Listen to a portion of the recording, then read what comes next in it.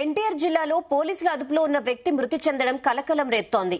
విస్సన్నపేట మండలం తాతకుంట్ల గ్రామానికి చెందిన వీరమార్చినేని నరేష్ అనే వ్యక్తి రెడ్డిగూడెం మండలంలోని ముచ్చెన్నపల్లిలో చిత్తులాట ఆడడానికి వెళ్లాడని కుటుంబ సభ్యులు చెబుతున్నారు. అతనితో పాటు మరో 5గురిని స్పెషల్ పోలీసులు పట్టుకుని రెడ్డిగూడెం పోలీస్ స్టేషన్లో అప్పగించారు.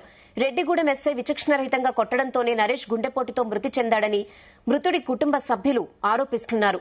తక్షణమే రెడ్డిగూడెం సబ్ ఇన్స్పెక్టర్ పై చర్యలు తీసుకోవాలని మృతుడి కుటుంబ సభ్యులు డిమాండ్ చేస్తున్నారు.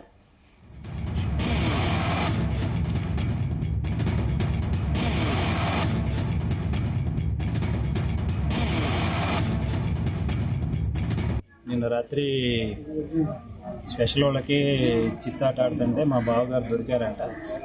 వారు రెడ్డిగూడెం ఎస్ఐకి అప్పచెప్పారంట. రెడ్డిగూడెం ఎస్ఐ అతి దారుణంగా ఘోరాతి ఘోరంగా వీళ్ళని హింసించి కొట్టి నానా బాధలు పెట్టి వాళ్ళ దగ్గర ఉన్న డబ్బులు లాక్కొని రకరకాలుగా బూటు మాటలతో గుండెల మీద కూడా తన్నాడంట. పైగా తన్ని మాకు డబ్బులు ఉన్నాయండి, కొంచెం బాగాలేదు, వదిలిపెట్టండి అని కాళ్ళు పట్టుకున్నా కానీ డబ్బులున్నా కొడుకు ఎందుకు వచ్చావు అని చెప్పి గుండెల మీద తన్నాడంట. అంత అమానుషంగా ప్రవర్తించాల్సిన అవసరం ఉంది. ఆయనకి ఏ రైట్స్ ఉన్నాయి? తంతానికి ఏ హక్కు ఉంది ఆయనకి? చేతనైతే కేసు పెట్టి కోర్టుకు తీసుకెళ్ళు, అంతేగాని హింసించడానికి నీకేం రైట్స్ ఉన్నాయని నువ్వు ఈ రకంగా కొట్టి మనుషులను చంపేస్తావు. డిపార్ట్మెంట్ వారు అతని మీద చర్యలు తీసుకొని ఈ కుటుంబానికి న్యాయం చేయాలని కోరుకుంటాను. న్యాయం జరగాలి నరేష్ గారికి, న్యాయం జరగాలి నరేష్ గారికి, న్యాయం జరగాలి నరేష్ గారికి, నరేష్ గారి కుటుంబానికి న్యాయం జరగాలి.